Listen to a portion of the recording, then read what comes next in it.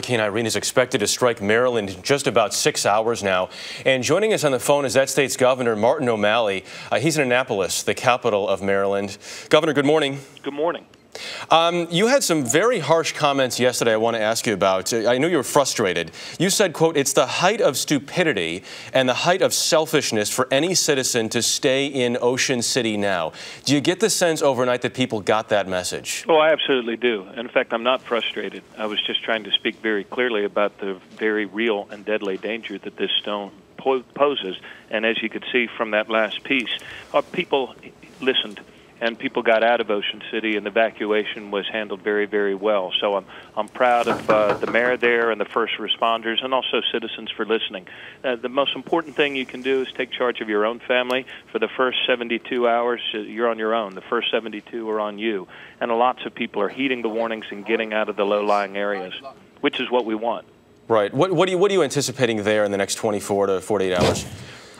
The first indications of how bad this will be, I think, will come to us from North Carolina and Virginia, but I anticipate a lot of property damage. I anticipate some pretty high storm surge.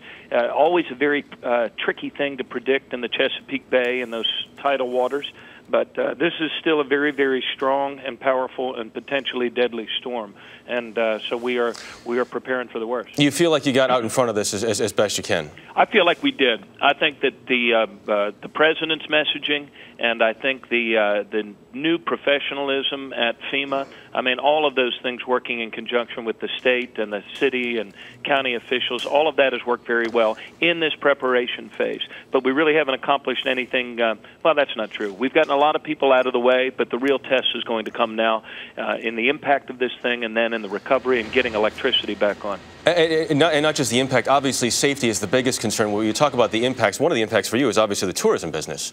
Well, that certainly is going to hurt us this weekend. The good news is we've had a better summer this summer than we had last summer, and the economy appears to be performing a little better, but this is going to hurt a lot of businesses that were counting on this. But the main thing right now I think all of us need to focus on is protecting life. This is a Category 1 and not a Category 2, but that's still a deadly category, and people need to be respectful of the impact that this can have and the lives that potentially are at risk here.